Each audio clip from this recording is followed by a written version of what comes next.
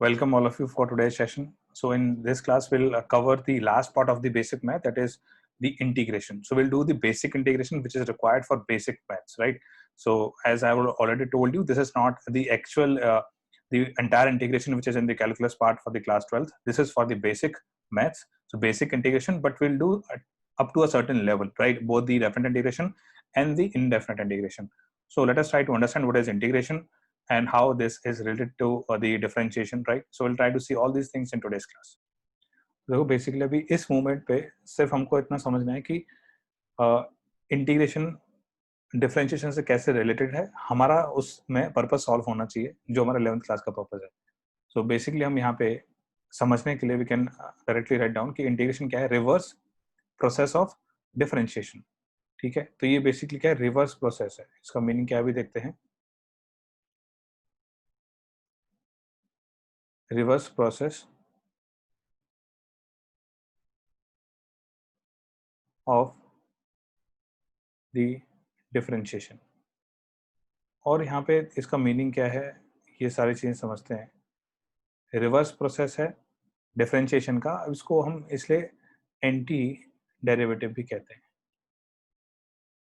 Anti derivative basically क्या कहना चाह रहा है, तो उसको हम यहाँ पे देख लेते हैं. देखो इंटीग्रेशन में हमको सिंबल है कुछ जो हमें देखने हैं. अच्छा ठीक है, इसका सिंबल ये होता है, इसका मीनिंग ये होता है. जैसे हमने डिफरेंशिएशन में देखा था कि अगर किसी का हमें डिफरेंशिएशन करना है तो उसको क्या करेंगे हम, D of that function by d x. ठीक है, D by d x of that function F x.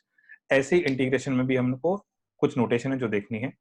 तो अगर आपको कोई भी फंक्शन गिवन है तो उस फंक्शन का इंटीग्रेशन हम कैसे डिनोट करेंगे, सिर्फ इतना निकालेंगे कैसे, भी थोड़ी देर बाद देखते हैं. तो आपको अगर कोई फंक्शन है एफ एक्स गिवन है, ठीक है, और इसके आप इंटीग्रेशन की बात कर रहे हो, तो हम उसको सिर्फ इस तरह से लिखेंगे कि इंटीग्रेशन ऑफ एफ एक्स को आप लिख सकते हो, ये ऐसा सिंबल होता है ना, लहराता हुआ. This is the symbol of integration, F of x d x. ठीक है, अब ये समेशन होता है, बहुत सारी चीजें हैं, तो अभी बहुत डिटेल में नहीं जाएंगे, हमें सिर्फ बेसिक इंटीग्रेशन की बात करनी है. तो अगर हमने ऐसा कहीं पे देख लिया तो उसका मीनिंग क्या है, ये एफ एक्स का इंटीग्रेशन पूछ रहा है, बस इतना. अभी इस मोमेंट पे हमको इतना ही याद रखना है. और एंटी डेरिवेटिव या रिवर्स प्रोसेस ऑफ डिफरेंशिएशन, अब इसका क्या मीनिंग है और उससे हम इंटीग्रेशन को कैसे रिलेट कर सकते हैं, बहुत आसानी से कर सकते हैं. आपको याद है कि हमने प्रोसेस किया कि चलो जी निकालते हैं डेरिवेटिव क्या होगा एक्स स्क्वायर का, लेटर से. तो एक्स स्क्वायर का डेरिवेटिव लिखते हैं सबसे पहले, डेरिवेटिव ऑफ एक्स स्क्वायर, ये हो जाएगा 2x, पहली बात. अब क्योंकि derivative of x square 2x है, अब हम बात करें रिवर्स प्रोसेस की. ठीक है, तो अगर हम ऐसा कहें कि जिसका डेरिवेटिव ये है तो इसका इंटीग्रल ये होगा, बस आप इतना ध्यान रखो.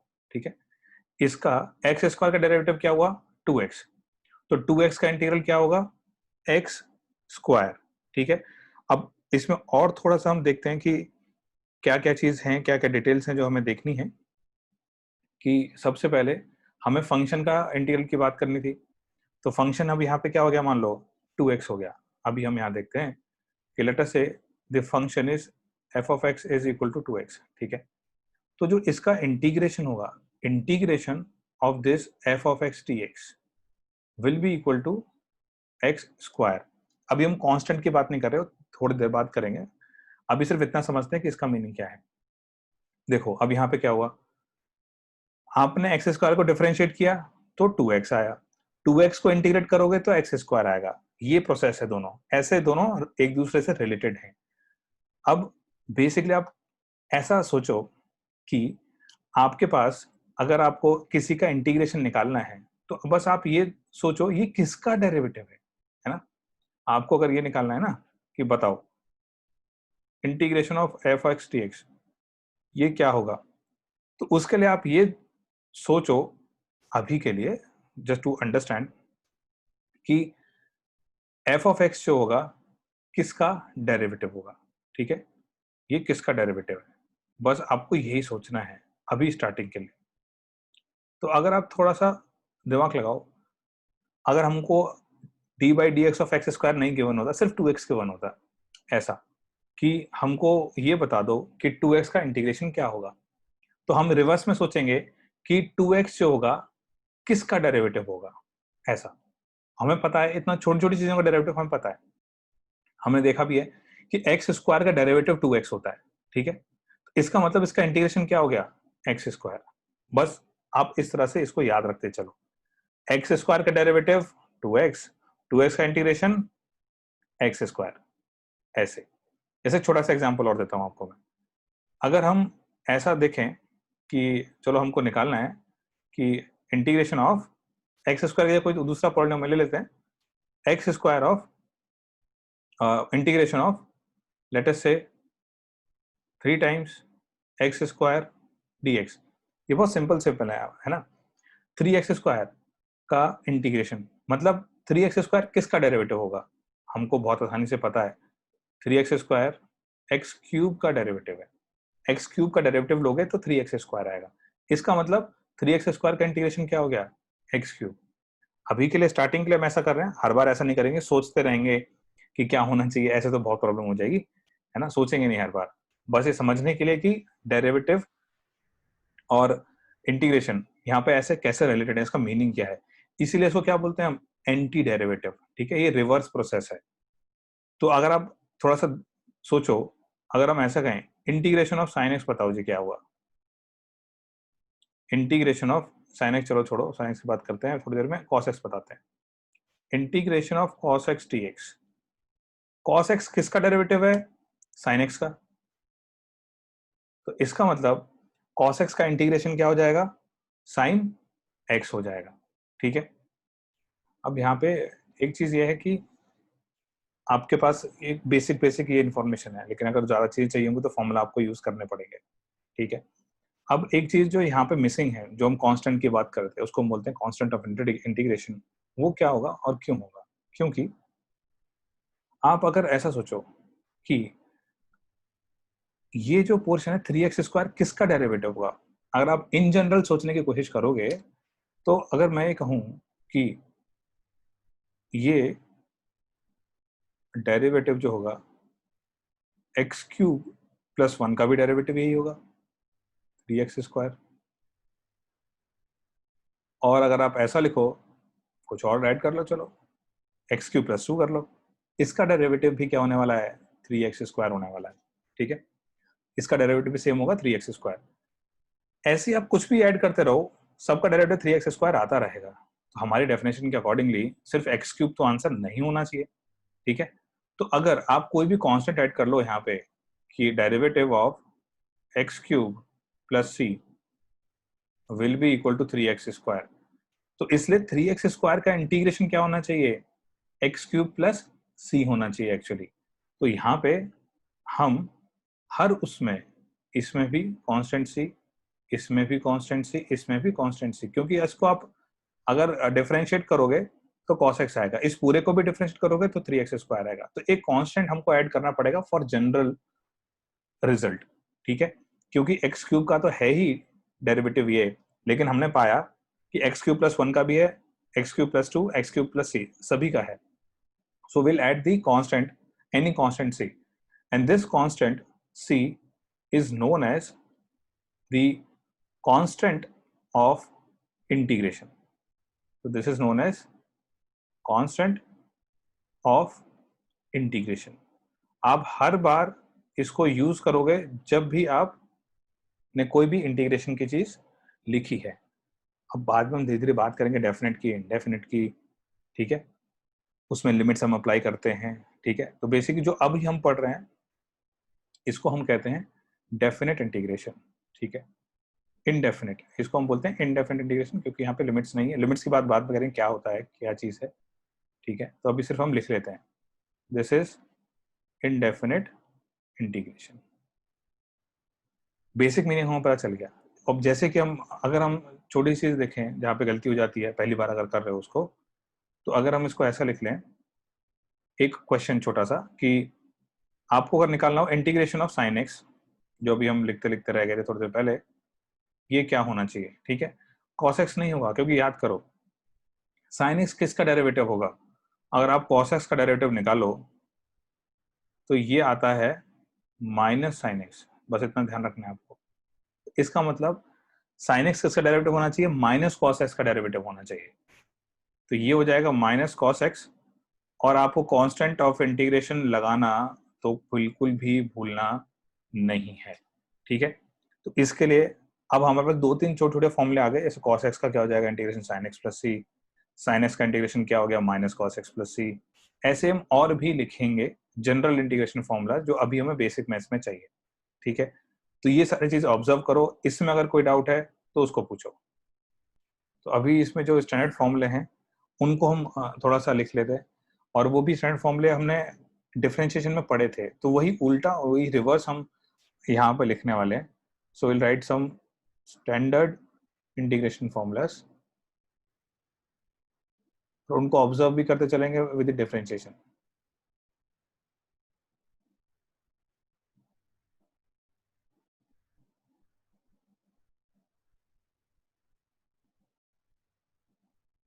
तो अब यहाँ पे हम लिखते हैं फर्स्ट। तो पहला हमारे पास है, जो कि हम पॉलिनोमियल की बात करते हैं, एक्स की पावर एन के बारे में हम डिफरेंशिएशन की बात करते हैं, तो सेम हम बात करेंगे इंटीग्रेशन की। तो अब हम लिख देंगे कि इंटीग्रेशन ऑफ एक्स की पावर एन डी एक्स, ये होगा एक्स की power n plus one divide by n plus one plus of course the constant. बस यहाँ पे एक कंडीशन आपको याद रखनी है कि n is not equal to -1। तो ये पहला फॉर्मूला हो गया। आप इसको डेरिवेटिव करो, n प्लस वन इधर आ जाएगा, वो इससे कैंसिल हो गया, n plus one minus one, x के पावर n ही बचा। ये आप ऑब्जर्व करते चल सकते हो हर एक स्टेप में। तो अभी ये हो गया हमारे पास, ठीक है। अब एक बहुत छोटी चीज होती है कि हालांकि वो इसी का स्पेशल केस है, अगर हम ऐसा लिखें कि x की पावर 0 मतलब 1 हो गया, है ना, तो ऐसा लिख सकते हैं dx, ठीक है, यहाँ 1 है एक्चुअली, कुछ नहीं लिखा है तो मतलब 1 है। तो ये कितना हो जाएगा, x प्लस सी हो जाएगा, ठीक है। n को 0 डाल दो, यहाँ पे n को 0 डाल देंगे, ठीक है, तो अपने आप वो बन जाएगा। तो बेसिकली पर्टिकुलर केस है जो कि बहुत फ्रिक्वेंटली यूज होता है, तो इसलिए हमने लिख लिया है। तो ये दोनों आ गए हमारे पास। नेक्स्ट वाला जो अभी हमने किया उसको भी लिख लेते हैं, एक साथ सारे फॉर्मूले आ जाएंगे। cos x dx, तो उसका भी हमने किया था sin x प्लस सी होना चाहिए। ऐसे ही हमने किया sin x प्लस और sin x dx, और हम कह सकते हैं integration of sin x minus of cos x plus c, ये भी थोड़ी देर पहले देखा, integration of sec square x dx equals. अब sec स्क्वायर किसका डेरिवेटिव होता है, हमने पढ़ा था ये चीज, sec स्क्वायर डेरिवेटिव होता है tan का, तो tan x प्लस सी हो जाएगा, बिल्कुल सही। और ऐसे ही अब sec स्क्वायर आ गया, तो ये सब तो आना ही है, cos x स्क्वायर एक्स, और cos x स्क्वायर एक्स की अगर बात करें, आपको माइनस लगाना नहीं भूलना है इसके इंटीग्रेशन में, क्योंकि आपको पता है कि ये जो होगा माइनस कॉट एक्स, क्योंकि कॉट एक्स का derivative minus cos x square था, ये याद रखना है। तो इसलिए रिवर्स चल रहा है बस ये। और ऐसे ही हम जो और भी फॉर्मूले थे सारे लिख लेते हैं। एक हो जाएगा integration of sec x into tan x d x. Sec x tan x derivative था सेक एक्स का, तो ये आ जाएगा, तो डायरेक्ट फॉर्मूले है यहाँ पे। ऐसे ही integration of cosec x cot x, अब ये था डेरिवेटिव। अब बात करोगे तो यहाँ पे कॉसेक एक्स का derivative minus cosec x cot x होता था, तो क्योंकि यहाँ पे माइनस नहीं है तो माइनस यहाँ पे लगाना पड़ेगा आपको, minus cosec x plus c. अब कुछ और आते हैं, जैसे साइन इनवर्स की बात आएगी तो वहां पे उसका भी डेरिवेटिव हमने देखा था।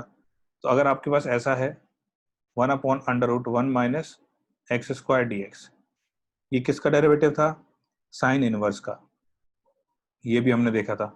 तो सारे फॉर्मूले वही हैं, रिवर्स ऑर्डर में लिखे जा रहे हैं सिर्फ। और यहाँ पे एक ये काम कर सकते हो कि आप अगर ऐसा निकाल लो, this is also equal to, हम इसको ऐसा लिखेंगे कि this is also equal to minus cos inverse x plus c. अब इसका रीजन हम छोटा सा यहाँ लिख लेते हैं कि जो साइन इनवर्स एक्स होता है प्लस कॉस इनवर्स एक्स जो होता है वो पाई बाई 2 होता है, ठीक है। तो साइन इनवर्स एक्स की जगह हमने क्या लिख दिया, पाई by two minus cos inverse x, तो ये पाई बाई टू प्लस सी हो गया, तो ये कोई दूसरा कांस्टेंट बन गया। आपको ऐसा सोचने की जरूरत नहीं ये सी और ये भी सी ही हो रहा है, नहीं, ये कोई दूसरा कांस्टेंट हो गया, क्योंकि यहाँ पे आपने साइन इनवर्स एक्स को सब्स्टिट्यूट जब करोगे तो pi by two minus cos inverse x आ जाएगा, तो pi by two plus c जो बचा वो कोई दूसरा कांस्टेंट हो गया। कांस्टेंट के बारे में आपको इतना नहीं सोचना है, जो ये पॉइंट है ये सोचना है सिर्फ। तो आप इसको ऐसे भी ले सकते हो और ऐसे भी ले सकते हो, अभी देखेंगे इसको आगे डिटेल में। एक और रह गया था हमारा, आप बात करोगे तो टेन इनवर्स की, तो 1/1 plus x square d x, ये किसका डेरिवेटिव था, ये टेन इनवर्स का डेरिवेटिव था। तो tan inverse x, of course हमारे पास एक कांस्टेंट तो आएगा ही। तो ये सारे हमने डेरिवेटिव में भी किए थे, बस अब सिंबल चेंज करके उल्टा उल्टा हमने लिख दिया है, तो हमको डेरिवेटिव खोजने की जरूरत नहीं है। तो हम अब इनको इस वे में भी याद रखेंगे, बार बार आप रिकॉल नहीं करोगे, रिकॉल करोगे तो टाइम भी वेस्ट होगा, और याद रख के करोगे तो आपको डायरेक्टली आप क्वेश्चन में इसको अप्लाई कर सकते हो। वो जो हम बात कर रहे थे, integration of 1/√1 minus x square d x, ये हमने लिखा sine inverse x plus c, ये इस तरह का लिखा हमने। अब ये cos minus cos inverse x plus c आया था, तो उसमें थोड़ा सा एक बार देख लेते हैं कि एक ये चीज हमें देख ली थी कि साइन इनवर्स एक्स, इसको हम लिख सकते थे पाई by two minus cos inverse x, पहली चीज ये, तो इसको लिख लेते हैं। तो मान लो ये इंटीग्रेशन हो गया आई, तो ये जो आई होगा अब रिप्लेस हमने कर दिया यहाँ से, तो this will become pi by two minus cos inverse x plus c. अब एक्चुअली हुआ क्या कि ये जो होगा पाई बाई टू प्लस, या ऐसा लिखते हैं minus cos inverse of x minus cos inverse x plus pi by two plus c. अब ये जो आइटम है यहाँ पे pi by two plus c, ये कोई सी डैश हो जाएगा if you want to write it in other terms apart from c. So यहाँ पे हो जाएगा this equals to cos inverse x plus some c dash. Pi by two plus c भी तो एक कांस्टेंट ही है, लेकिन आप ध्यान रखो कि जब आप ऐसा लिखोगे तो आप sine inverse x plus c या minus cos inverse x plus c, तो उस सी को सी डैश लिखने की जरूरत नहीं है इन जनरल, क्योंकि आपको अगर ऑप्शन गिवन होंगे, ऐसा सोचो कि you have been given that this is the integration, and what is the integration, you have been given options. पहला ऑप्शन है sine inverse x plus c, दूसरा ऑप्शन है minus cos inverse x plus c, तीसरा कुछ और, चौथा कुछ और। तो आप sine inverse x plus c भी मार्क करोगे और minus cos inverse x plus c भी मार्क करोगे। ये नहीं सोचोगे कि ये सी सेम है, ये भी सी सेम है, अरे उन दोनों का कोई लेना देना नहीं है आपस में, वो एक अलग ऑप्शन है इंडिपेंडेंट, और दूसरा ऑप्शन है इंडिपेंडेंट। उस सी की वैल्यू कुछ और हो सकती है, उस सी की वैल्यू कुछ और हो सकती है, डिपेंडिंग अपॉन द कंडीशन। ठीक है, बस आप सी और सी डैश में कंफ्यूज नहीं होना है बिल्कुल भी। ठीक है, इसमें अब बताओ कोई अगर डाउट है तो। यहाँ पे जैसे आपके पास जो अभी हमने फॉर्मूले देखे इस टाइप के, उसमें कुछ भी लिखा हुआ है तो आप बहुत आसानी से आगे प्रोसीड करके उसमें आगे सॉल्व कर सकते हो उसको। ठीक है, डायरेक्टली उसी में आपको वैल्यू सब्स्टिट्यूट करनी है, फॉर्मूला देखना है, नहीं याद है तो धीरे धीरे याद हो जाएगा, अभी नहीं याद है तो उसमें से छाप के कर लो। ठीक है, उसमें ऐसा कुछ है नहीं, लेकिन छोटी छोटी चीजें हैं जो कि थोड़ा सा डिफरेंस क्रिएट कर सकती हैं, है ना, उनको मेथड को हमें इस मोमेंट में थोड़ा सा अभी याद रखना है। जैसे हमारे पास अगर हम बात करें तो पहला मेथड हम देखेंगे सब्स्टिट्यूशन मेथड। सब्स्टिट्यूशन मेथड, याद करो कि हमारे पास जब चेन रूल की बात आई थी तो साइन एक्स का डेरिवेटिव तो हम एकदम उछल कूद के लिख देते थे कि चलो कॉस एक्स हो गया, खत्म कहानी। लेकिन साइन 3x आ गया या कुछ और आ गया, साइन ऑफ ई की पावर एक्स आ गया, साइन ऑफ कॉस एक्स आ गया, तब हमको प्रॉब्लम हो रही थी क्योंकि हमको चेन रूल नहीं पता था। डायरेक्टली हम नहीं लिख सकते थे उसका कि साइन 2x का डेरिवेटिव हम कॉस 2x नहीं लिख सकते थे, ये देखा था हमने। अब सेम सिचुएशन यहाँ पे भी आएगी कि साइन एक्स का इंटीग्रेशन तो पता है हमें, माइनस कॉस एक्स होता है, कॉस एक्स का इंटीग्रेशन पता है हमें, ठीक है, साइन एक्स होता है। लेकिन अगर कॉस 2x हो गया तो क्या करेंगे, साइन 2x हो गया तो क्या करेंगे। ठीक है, इन्हीं सब चीजों के लिए और इससे मिलती जुलती चीजों के लिए हम यूज करेंगे सब्स्टिट्यूशन मेथड। अब एक छोटा सा एग्जांपल जो अभी हमने डिस्कस किया वही लिखते हैं। ठीक है, हम रिवर्स प्रोसेस करके नहीं करेंगे उसको, तो हमें दिख ही जाएगा। प्रॉपर इंटीग्रेशन हम उसका कैसे करेंगे वो हम थोड़ा सा देखते हैं। तो यहाँ पे अगर हम पता लगाना चाहें कि हमारे पास इंटीग्रेशन ऑफ इंटीग्रेशन ऑफ, चलो cos x की बात कर लेते हैं, integration of cos 2x dx, cos of 2x मतलब ये फंक्शन है हमारे पास, इसका इंटीग्रेशन क्या होगा वो हम अभी पता लगाना चाहते हैं। देखो रिवर्स प्रोसेस के थ्रू पता लगाना बहुत सिंपल सा है हमारे पास। कैसे? एक sin 2x का तो टर्म आएगा ही आएगा, हमें पता है, लेकिन जब आप sin 2x का डेरिवेटिव लेते हो तो आप याद करो d by d x of sin 2x, chain rule लगाते वक्त यहाँ पे cos 2x तो आ जाएगा, फिर 2x का डेरिवेटिव करेंगे तो 2 आएगा, तो ये आना चाहिए, लेकिन हमको सिर्फ cos 2x चाहिए। सिंपल सी बात है। अब हम क्या करेंगे, ये 2 को इधर लेके चले जाएंगे, ये कर सकते हैं। तो बेसिकली हम इसको ऐसा लिख सकते हैं कि this is basically nothing but sin 2x by 2। अब ये इसका डेरिवेटिव cos 2x हो जाएगा। जब इसका डेरिवेटिव cos 2x हो जाएगा तो बेसिकली इसका जो इंटीग्रल है वो क्या हो जाएगा, sin of 2x by 2 plus c। तो जो रिवर्स प्रोसेस है उसके थ्रू हमने देख लिया, ऑब्जर्व कर लिया, लेकिन हर क्वेश्चन में ऑब्जर्व करना पॉसिबल नहीं रहेगा। तो इसके लिए हम एक मेथड देखते हैं, वो है सब्स्टिट्यूशन मेथड। यही क्वेश्चन लेते हैं cos ऑफ 2x। अब देखो हमारे पास है ये integration, integration equals cos 2x dx। अब जो cos 2x dx है, हमें जो प्रॉब्लम कर रहा है टर्म वो 2x है। 2x की जगह अगर x होता तो जिंदगी बहुत आसान होती। तो अब इसलिए हम क्या करेंगे, आसान बना लेंगे, 2x को कुछ मान लेंगे, ठीक है, उसके बाद प्रोसीड करेंगे। ये प्रोसीजर है सब्स्टिट्यूशन में। कभी भी आप सब्स्टिट्यूशन मेथड अप्लाई करोगे इंटीग्रेशन के अंदर तो यही प्रोसीजर फॉलो करोगे। तो आप इसको थ्योरी की तरह देखो, स्टेप्स की तरह देखो। सबसे पहला काम होगा 2x को t मानना, ठीक है, हमने मान लिया 2x को t। 2x को जब हमने t माना, अब हम क्या करेंगे, we will differentiate with respect to x। तो differentiating with respect to x, x के रेस्पेक्ट में हम कर रहे हैं डिफरेंशिएट। तो 2x का डेरिवेटिव x के रेस्पेक्ट में 2 होता है, पता है हमको, और t का डेरिवेटिव x के रेस्पेक्ट में क्या होना चाहिए, dt बाई dx। ये बहुत ही इंपॉर्टेंट रिलेशन आया हमारे पास।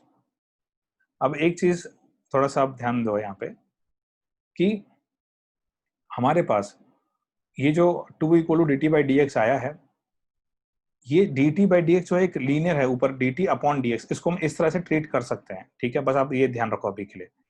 अगर हम इसको D T, actually D t upon d x नहीं होता है यार, इसको जो वर्डिंग है उसको थोड़ा फोकस करो, ये d t upon d x नहीं होता, ये फंक्शन है D by d x of D T बोलते हैं इसको, लेकिन कैलकुलेशन पर्पज के लिए इसको हम दिस अपॉन दिस की तरह ट्रीट करते हैं, बस इतना ध्यान रखो। तो ये हो जाएगा हमारे पास 2dx इक्वल्स dt।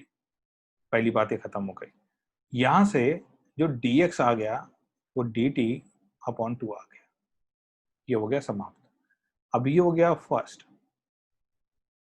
और ये मान लेते हैं सेकंड, और ये हो गया थर्ड।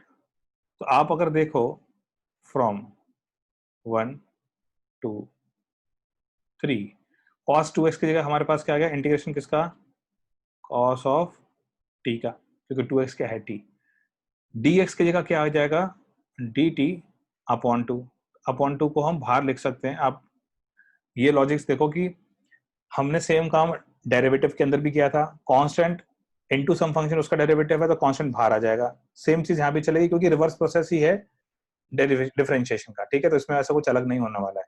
तो बेसिकली जो मैं कहना चाह रहा हूँ ये है कि आप ऐसा इसको बहुत ही खुशी खुशी लिख सकते हो, k times f(x) dx where k is some constant, you can write this as k times integration of f(x) dx, ठीक है। मतलब ये भी क्या रहेगा कि बाहर लिख के हम इसको लिख सकते हैं, ठीक है। और जो हमने डिफरेंशिएशन में देखा था वो सब भी यहाँ सेम रहेगा, वो भी मैं यहाँ पे एक बार लिख देता हूँ कि आपने अगर दो फंक्शन लिए उनका इंटीग्रेशन किया f(x) प्लस माइनस gx, इसका इंटीग्रेशन करोगे तो this will be same as, आप अलग अलग दोनों को इंटीग्रेट कर सकते हो, f(x) dx plus minus integration of gx dx, जैसे हम डेरिवेटिव में फॉलो कर रहे थे, यहाँ इसमें कोई चेंज नहीं आएगा। तो अभी चलो हम यहाँ तक आए, अब आगे की बात करते हैं। हम यहाँ पे थे half of cos t dt। अब अगेन x की जगह क्या आ गया है, t आ गया है सिर्फ, और कोई फर्क नहीं पड़ा, लेकिन हमको फायदा क्या हुआ, cos 2x की जगह cos t आ गया और dx की जगह हमारे पास dt आ गया। तो cos t है हमारे पास, cos t का इंटीग्रेशन हमें पता है साइन होता है।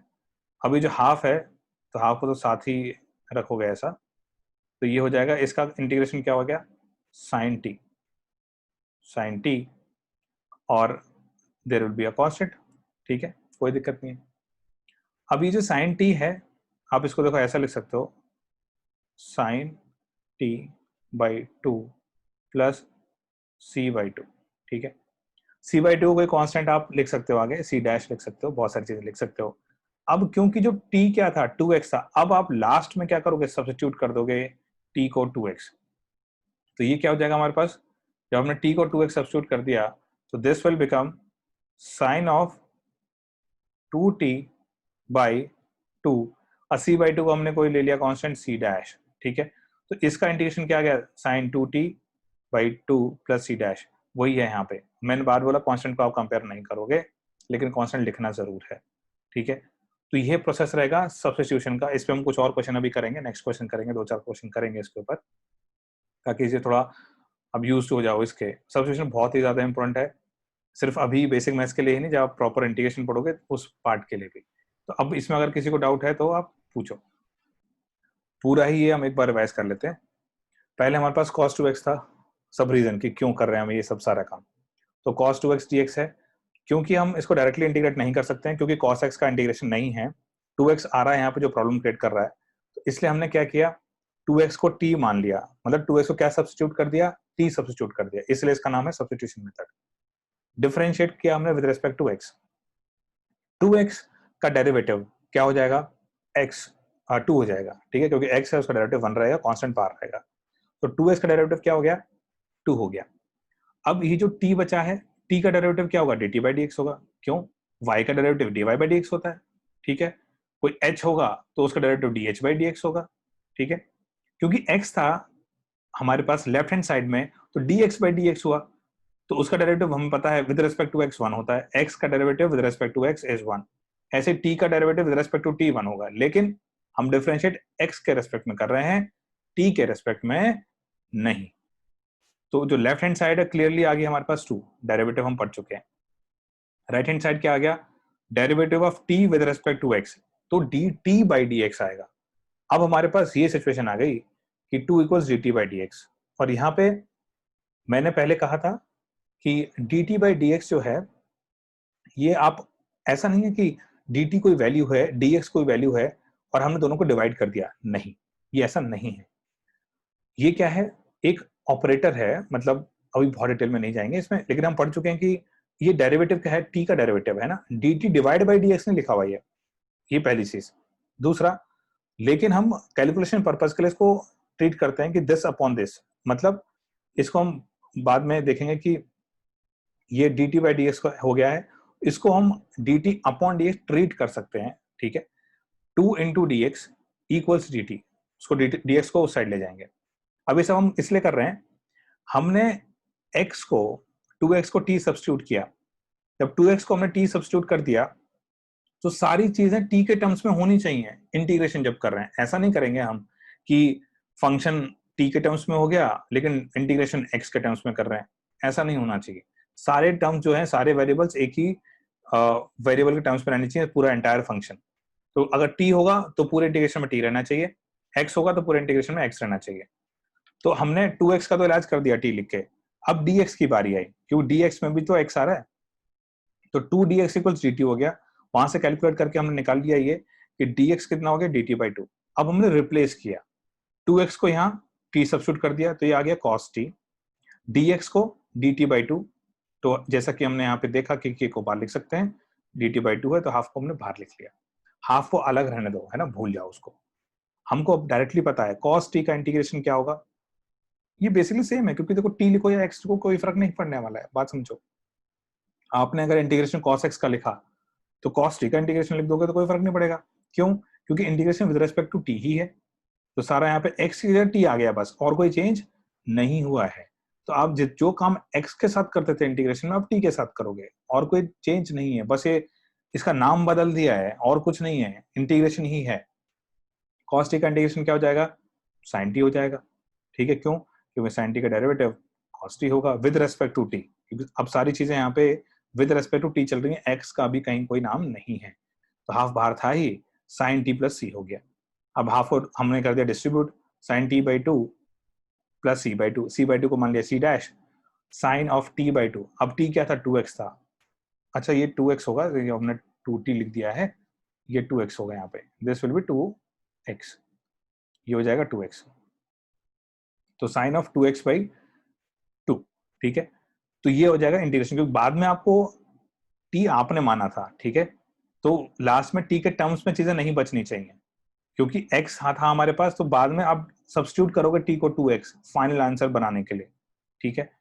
तो ये प्रोसेस हो गया सब्स्टिट्यूशन का, तो हमने दोबारा से एक बार देख लिया है, अगर फिर भी कोई डाउट है तो उसमें करते हैं डिस्कस, नहीं तो कुछ बहुत सिंपल प्रॉब्लम कर लेते हैं हम डिस्कस पहले। तो बिल्कुल सिमिलर और मिलता जुलता क्वेश्चन कर लेते हैं हम। हमको क्वेश्चन गिवन है कि इवेल्युएट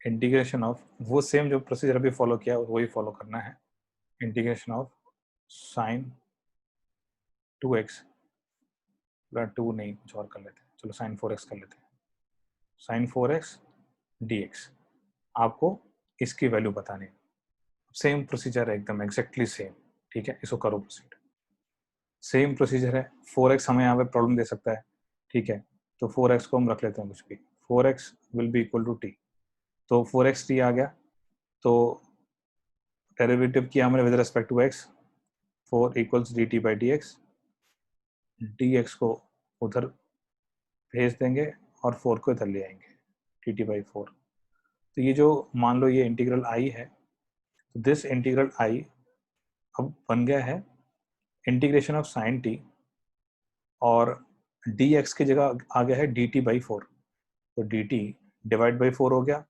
इसको हम यहाँ लिख लेंगे। अब सिंपल सी चीज़ है कि जो साइन टी है हमारे पास, साइन टी का इंटीग्रल मैंने बार बार कहा था उसमें गलतियां होती हैं, साइन टी का इंटीग्रल होता है integration of sine T D T minus cos T plus the constant. अब माइनस कॉस टी है, माइनस कॉस टी को आप टी को क्या लिखेंगे 4x, तो minus cos 4x divide by 4 plus c by 4। अब ये जो c बाई 4 है इसको आप c डैश लिख सकते हो, बेसिकली आप इसको ऐसा लिख दोगे कि दिस इक्वल्स, ये जो आएगा हमारे पास this will be equal to minus cos 4x by 4, ठीक है, इसका आंसर ये हो जाएगा, integration will be minus of cos 4x divide by 4 plus the constant. अब वो कांस्टेंट c लिखो या c डैश लिखो उससे कोई फर्क हमको नहीं पड़ने वाला है, तो यहाँ क्या आना चाहिए, माइनस हमारे पास आना चाहिए। इसकी तरह एक और क्वेश्चन थोड़ा सा कर लेते हैं हम, अभी हम सब्स्टिट्यूशन की ही बात करेंगे, लेकिन वो सब्स्टिट्यूशन कुछ थोड़ा सा डिफरेंट वे में होगा, basic concept will remain same. कि एक छोटा सा एग्जांपल लेते हैं, एक हम फॉर्म की पर्टिकुलरली बात करते हैं कि कुछ इस तरह की अगर फॉर्म्स होंगी तो हमें क्या करना होगा, ठीक है, कुछ हमारे पास फॉर्म्स है, फॉर्म्स ऑफ इंटीग्रेशन। जैसे मान लो आपके पास ऐसा आ जाए कि आपको इंटीग्रेशन करना है F x into f dash x का, ठीक है, और आपको इंटीग्रेशन करना है F dash x upon F x का, ठीक है। इन दोनों में से आपके पास कोई भी फॉर्म रहे, या और भी हमारे पास कुछ मिलते जुलते फॉर्म्स हो सकते हैं, वो देखेंगे कुछ क्वेश्चंस में। तो f x into f dash x d x और f dash x divide by f x into d x, हर वाले इन केसेस में आप क्या करोगे, you will substitute f x equal to t, simple सी बात है, एफ एक्स को आप टी सब्स्टिट्यूट करोगे, और जैसे हमने यहाँ पे प्रोसीड किया है सेम वैसे ही प्रोसीड करोगे, कोई भी और दिक्कत उसमें नहीं आएगी। इन जनरल हम यहाँ पे लिख लेते हैं कि एफ एक्स इक्वल्स टी हो गया, तो डेरिवेटिव क्या हुआ with respect to x, f dash x हुआ, इस बेचारे का क्या हुआ d t by d x हुआ, खत्म कहानी, ठीक है। इस तरह से हम काम कर सकते हैं, ठीक है। एफ डैश एक्स आ गया यहाँ से, तो आपको डी एक्स मिल गया, ठीक है, बेसिकली और कुछ नहीं हुआ। बेसिकली जो F dash x d x होगा, यहाँ पे भी F dash x d x बन रहा है, यहाँ पे भी F dash x into d x बन रहा है। अब इसको ऑब्जर्व करो, यहाँ से F dash x into d x क्या बन रहा है, डी टी बन रहा है। तो जब आप रिप्लेस करोगे तो ये क्या बन जाएगा, इंटीग्रेशन ऑफ एफ एक्स क्या है टी, तो टी इंटू डी टी बन जाएगा। बहुत सिंपल इंटीग्रेशन हो गया। अब ये जो बेचारा रहेगा ये बन जाएगा हमारे पास टी, अच्छा एफ डैश एक्स तो ऊपर है, तो D t by T, 1/t dt। ठीक है, 1/t वाला भी हमने नहीं देखा है। हम याद करो जब हमने x की पावर n का लिखा था उसमें हमने साफ साफ बोला था कि x n जो होगा -1 नहीं होगा, -1 मतलब 1/x वाला फॉर्म नहीं होगा। ठीक है, ये वाला हम देखेंगे अभी थोड़ी देर में। बस अभी इतना ही समझो कि ये हम इसमें कन्वर्ट कर सकते हैं इनको और फिर आगे प्रोसीड कर सकते हैं। ठीक है, एक छोटा सा एग्जाम्पल हम यहाँ पे सॉल्व कर लेते हैं, फिर उसके बाद कुछ क्वेश्चन सॉल्व करोगे आप लोग। कि जैसे हमारे पास दिया हुआ है क्वेश्चन है integration of sin x into cos x। ठीक है, आप अगर ध्यान से देखो ये अगर एफ एक्स है तो ये क्या हो जाएगा, एफ डैश एक्स हो जाएगा। तो क्या करना है स्टेप्स, एफ एक्स को टी सब्स्टिट्यूट करना है। एफ एक्स क्या है साइन एक्स, क्योंकि F x into f dash x है। पहले आपको ये चीज जज करनी है, देख के आपको पता चलना चाहिए क्वेश्चन देख के किस फॉर्म में दिया हुआ है। तो एफ एक्स क्या हो जाएगा साइन एक्स, तो एफ एक्स को क्या मान लेंगे टी, तो साइन एक्स को टी मान लेंगे। Differentiate with respect to x, x के रेस्पेक्ट में हम करेंगे डिफरेंशिएट, ये बेचारा कॉस एक्स होता है d t by d x. तो क्या आ गया cos x d x d t आ गया। सेम उसी तरह f dash x d x d t आ गया, सेम कहानी चल रही है एकदम। तो ये जो बैठा हुआ है यहाँ पे इसको आप डी टी सब्स्टिट्यूट कर दोगे, साइन एक्स क्या है टी, तो अगर इसको आप मान लोगे दिस इज इंटीग्रल आई, आई क्या हो गया हमारे पास टी डी टी, इसी फॉर्म में कन्वर्ट हुआ देखो टी डी टी में। अब टी का इंटीग्रेशन पता है हमें x की पावर n, तो t की पावर 1, राइट। तो t की पावर 1 के लिए क्या करेंगे, t की पावर n प्लस 1 मतलब 1 प्लस 1 अपॉन n प्लस 1 मतलब 1 प्लस 1 प्लस सम कांस्टेंट, तो ये t स्क्वायर बाई 2 हो गया। t क्या है साइन, तो ये हो जाएगा sine square x by 2 plus the constant. तो आपको अगर इस फॉर्म में दिखाई दे जाए चीजें तो आप हर बार ऐसा ही करोगे कि आपने एफ एक्स को टी मान लिया, जो डेरिवेटिव होगा उसको डी एक्स के साथ कंबाइन करके वो डी टी बन जाएगा, और बाकी जब स्टैंडर्ड इंटीग्रेशन में कन्वर्ट हो गया तो उसके बाद आप फॉर्मूला लगा दोगे। ठीक है, अब इसको देखो एक सिमिलर क्वेश्चन करते हैं इसकी तरह का, पहले इसमें देखो अगर कोई डाउट है तो इसमें डिस्कस करते हैं, उसके बाद हम मिलता जुलता कुछ क्वेश्चन और करेंगे। तो इसमें एक और हम सिमिलर क्वेश्चन कर लेते हैं कि पर फॉर्मूले हमको पता होने चाहिए सब क्वेश्चंस करने के लिए, कि evaluate integration of tan inverse x upon 1 plus x square d x. लो ये i है तो आपको i की वैल्यू निकालनी है। अभी तक जो करा है उसके बेसिस पे बहुत इजीली हो जाएगा, इसको ट्राई करो थोड़ा सा, और फॉर्मूले हमें पता होने चाहिए ना, tan इनवर्स x है उसका इंटीग्रेशन क्या होता है या डेरिवेटिव क्या होता है, सब पता होना चाहिए कि हम किसको t माने। सबसे पहले आप ये चीज देखो कि अगर आपने कोई fx माना है तो क्या उसका डेरिवेटिव वहां पे एग्जिस्ट करता है। ठीक है, पहली चीज। अब देखो मान लो आपने 1 प्लस एक्स स्क्वायर को t मान लिया, तो यहां से क्या हो जाएगा 2x dx equal D T. ठीक है, क्या डेरिवेटिव आ रहा है यहाँ पे, इसको इसका डेरिवेटिव क्या होता है 2x होता है ना, इसका डेरिवेटिव होता है 2x, कहीं दिखाई दे रहा है 2x, कहीं नहीं दिखाई दे रहा, मतलब इसको तो t नहीं मानना है। अभी चीज थोड़ा सा सोचो, अगर आप ऐसा कौन सा फंक्शन इसमें दिखाई दे रहा है जिसका डेरिवेटिव नजर आ रहा है। अच्छा यहाँ पे एक चीज देखो, हमको इतना पता है कि derivative of tan inverse x हमने पढ़ा है क्या होता है 1 अपॉन 1 प्लस एक्स स्क्वायर होता है। ठीक है, तो अभी देखो यहाँ पे हम tan इनवर्स x को अगर t लेंगे तो उसका डेरिवेटिव हमको नजर आ रहा है। ठीक है, तो जिसका डेरिवेटिव आपको दिखाई दे रहा होता है उसी को t लेते हो आप, क्योंकि अगर मान लो आपने यहाँ पे fx लिखा हुआ है, fx को t ले लिया तो उसका डेरिवेटिव यहाँ पे है तभी fx को t लिया है, यही फॉर्म हमने पढ़ा था अभी जस्ट पहले। तो अगर आप इस वाले केस में क्लियरली tan इनवर्स x को अगर t ले लेते हो तो tan इनवर्स x का डेरिवेटिव हमें पता है क्या होता है, 1/1 प्लस एक्स स्क्वायर होता है। ये हो जाएगा dt बाई dx। ठीक है, अब dx को उधर फेंक दो, ये हो जाएगा dx upon 1 plus x square, यहाँ आ जाएगा dt। तो dx upon 1 plus x square क्या हो गया, dt हो गया।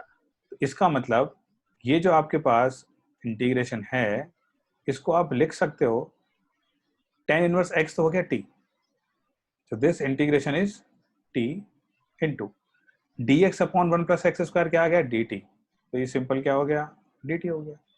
अब t का इंटीग्रेशन हमें पता है क्या हो जाएगा, t raise to the power n+1 upon n+1 plus constant which is t square by 2 plus c।